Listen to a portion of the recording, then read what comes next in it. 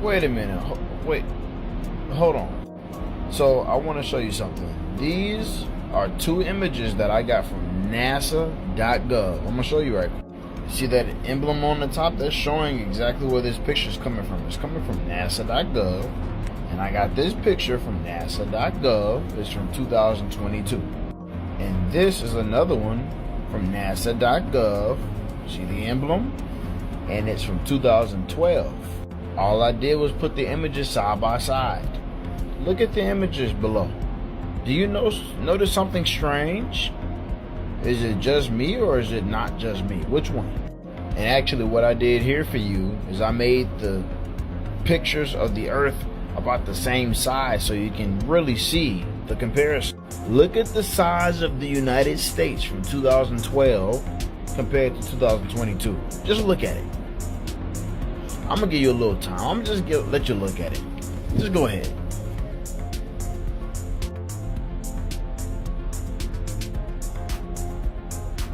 Did you notice the size yet?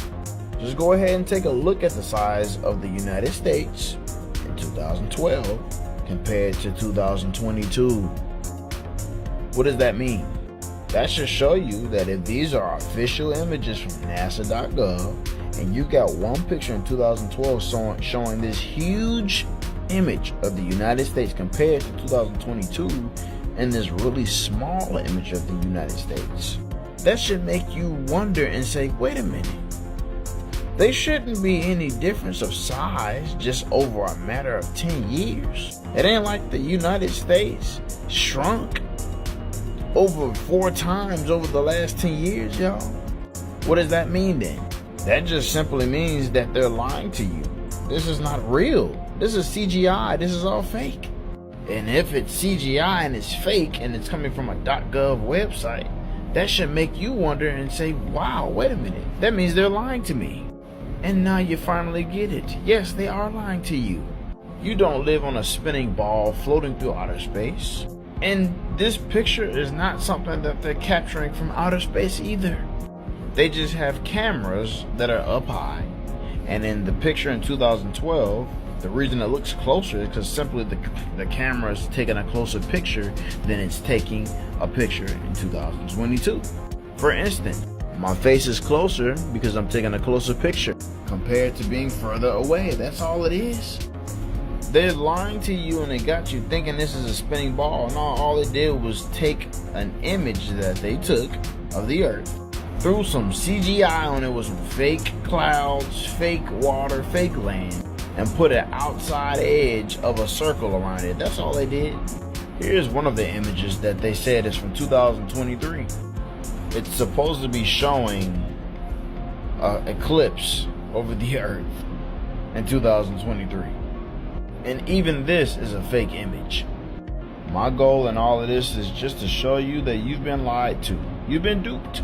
All of these different images that they're showing you of the Earth are just fake images. That's all they are. A bunch of CGI and fake things. Every cloud, every landmass, everything they show you in here is just CGI.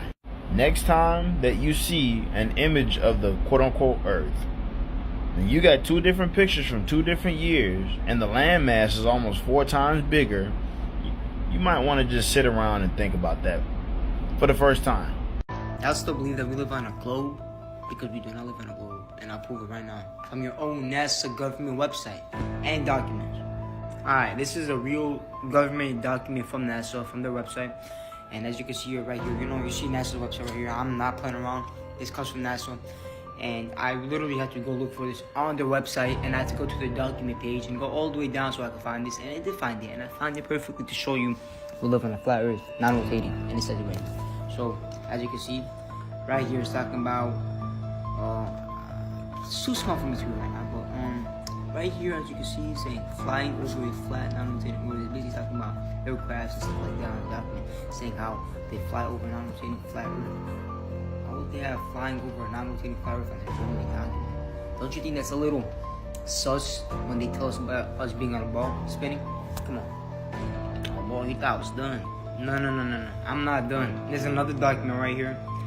The same thing, right? The same thing on NASA's government website saying The same thing in a vertical on a non-rotating flat Earth. They're talking about aircrafts fly over a non-rotating flat Earth. Hey, what can this be?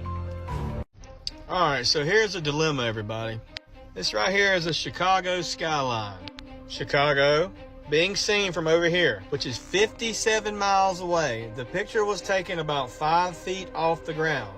So, with that being said, using the Earth curve calculator, 57 miles should be 2,166 feet of curve that should be under what we can see. So the Willis Tower is 1,451 feet tall, right? According to the Earth curve calculator, 2,100 feet. So technically, there should be another 600 feet on top of that building that we can't see. There should be that much that's hidden from our sight. Now, some people are saying that it's a superior mirage, okay? This right here is a superior mirage. You see how the boat looks like it's up in the air, you know? It's this right here, you know, this explains it.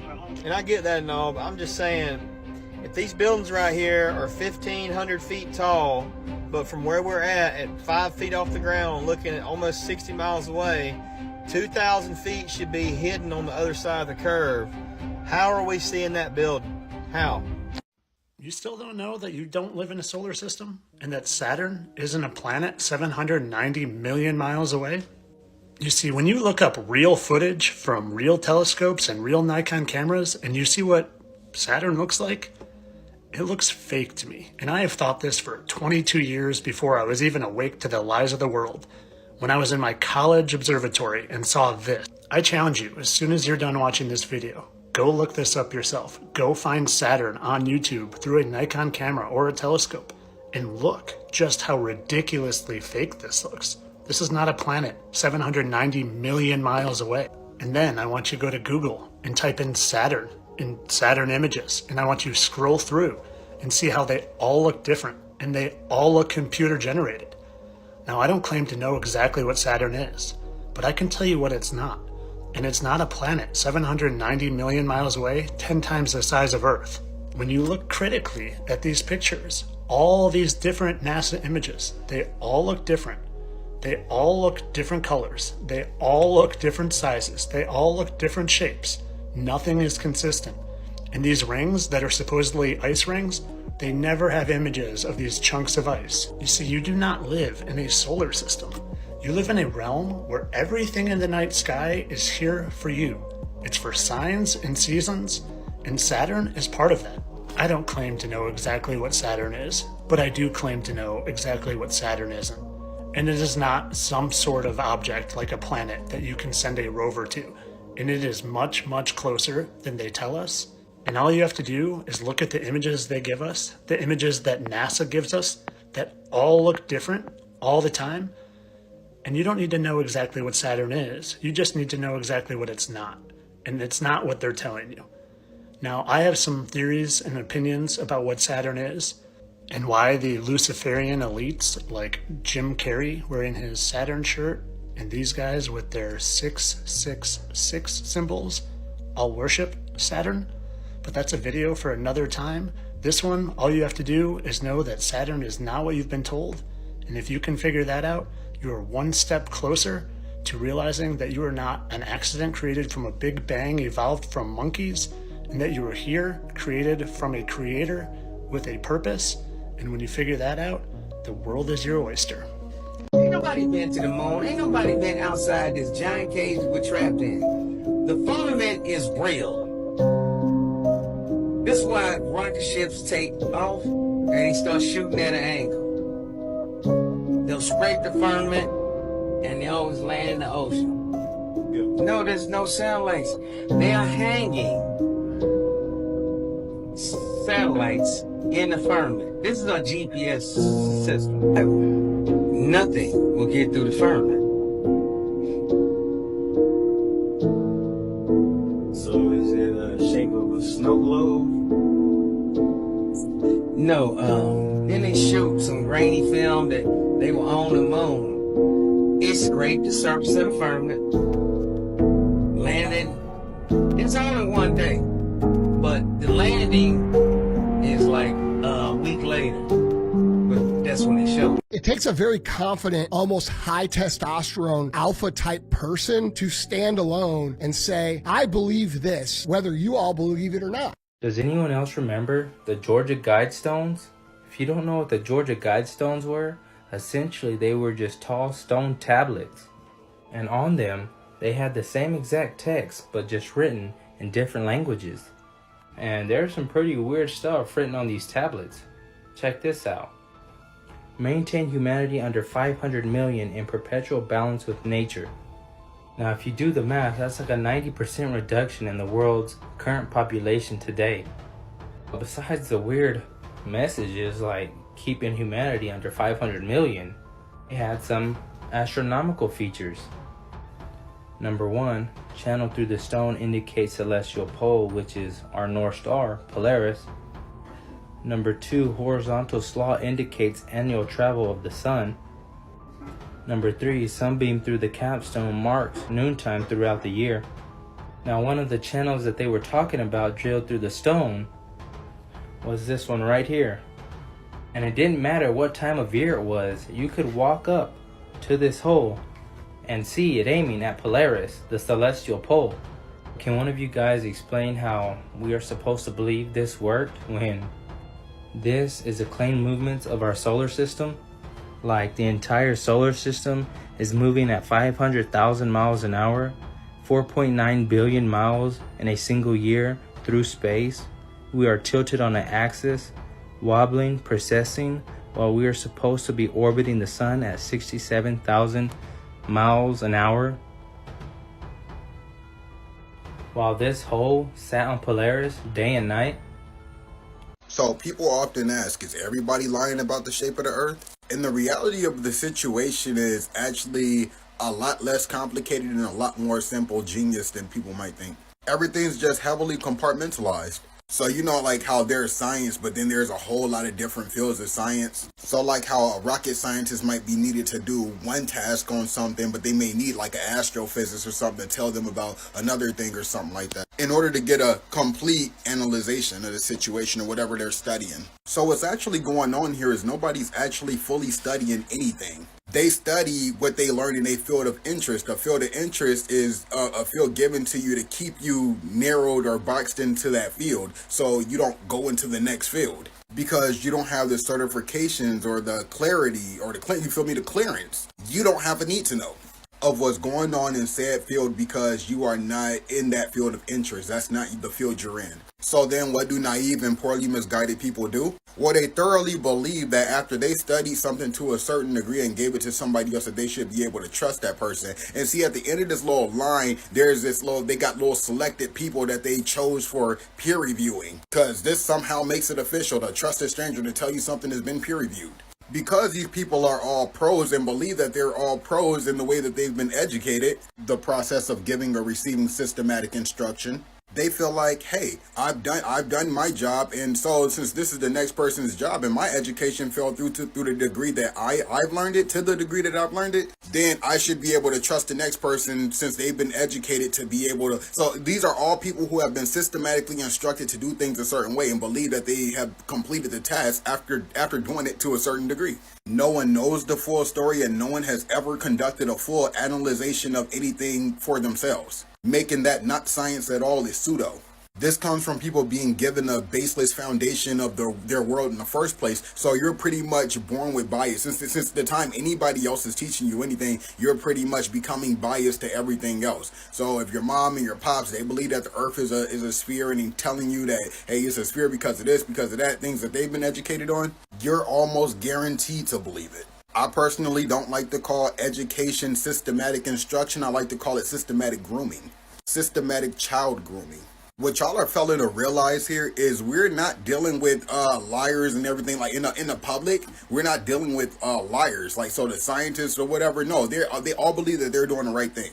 They all believe that they're correct in what they're doing. The one thing that they all have in common is they were all subjected to systematic instructions. So after they put all their hard work and life effort, even if they were to find something down the line that seems wrong or seems off, they're not going to say anything. First of all, they don't want to discredit or make other people look like they're some type of slow, because that might backlash on them. Let's just say that they were to point out something like the discrepancies in the heliocentric model or something. We know how that works. People are gonna just ridicule you to hell and different stuff like that. So people would rather not touch on these situations and just continue getting their money, because this is where they're getting paid to be able to feed their families and different stuff. So they don't want to put out anything that might get their name tarnished or have them lose their jobs and the ability to feed their kids. So they leave it to somebody else to point out that discrepancy. Then after that, they consider their analyzation complete, and they hand it off to the next person that needs to continue the study because they're in a different field. Complete and utter fucking brainwash. What's up, everybody? It's the Bird Turd. Today we're going to go over the Gleason's New Standard Map of the World, and then I'm going to show you how compass navigation works on this map. Just so you know, compass navigation will not work on a ball whatsoever. Gleason's New Standard Map of the World on the projection of modern college. J.S. Christopher, Blackheath, England. Scientifically and practically correct as it is. Patent allowed November 15th, 1892. Applications made in England, Canada, France, Denmark, Sweden, Germany, and Australia. So this is a longitude and time calculator. We live in a big clock made by God, y'all. And before I have some trolls come on here and be like, oh, this is projection of the globe on a flat map, then explain to me why this says the sun moves. We're going to go over the June solstice real quick. In the figures, June and December, the white represents the sun's position in its respective months at noon. This shows sunlight inside the Arctic Circle for 24 hours. From June 21st, the sun moves round the tropics in a spiral circle, widening every day until it reaches its destiny on the southern or outer solstice on December 21st. So what this is saying, that is in the summer solstice, the sun moves around the Tropic of Cancer, widening every day, okay, until it reaches the Tropic of Capricorn, okay? And that brings me here to the December solstice. On December 21st, the sun moves around the Tropic of Capricorn, and during the day lights up the southern portion of the Earth from the Arctic Circle to some portion of the Antarctic ice. There is no sunlight beyond 80th degrees south, but unknown regions of ice. On the 23rd of December, the sun commences its northward journey again, returning to its starting place, and thus completes the seasons. So, in the December solstice, the sun goes around the Tropic of Capricorn and slowly goes inwards, okay, back to the Tropic of Cancer, alright? So, the sun in our summer solstice goes around this, widening every day, okay, until bam. That's why when it is our summer, okay, it is Australia's winter, okay, because during our winter, the sun is moving out here, okay, in our summer, the sun is moving here, alright? So to show you guys that this compass works, see it? Alright. Now, east is this way, west is this way, okay? So when using a compass, you want to keep the needle pointed on north, locked in on north, okay? Alright? Now, you want to follow east while keeping the needle on north, right? So when you do this, you'll see it lines up perfectly with the grid lines of the map. You see what I mean? This is east. This is west. Alright? Now, you know how they say, oh, Antarctica's in the south. Dude, it's an ice wall. Okay? Any way you look, this is south. Okay? So, bam, you go south, there's an ice wall. Okay? South, ice wall, okay? Even from the other side of the map, okay? South, the ice wall, okay? South, the ice wall. See, we'll even do this from here, man. You just keep it pointed on the north, Alright, say you want to go east.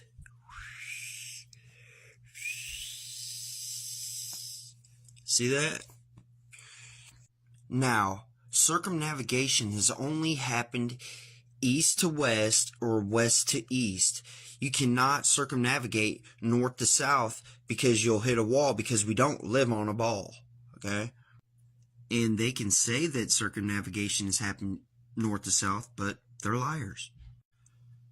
So when the sun is traveling on the map, okay, wherever it is above your head, that is noon. Okay, if the sun's over here, it's noon for Australia. The sun's over here, it's noon for them. Okay, so that's how it works. And I hope this helps people in their journey to the real world. Alright guys, have a good one. The flat Earth map dates back over 1,000 years. This map is credited to being created by a Persian astronomer. His name was Al-Biruni, and he lived between 973 AD to 1048 AD.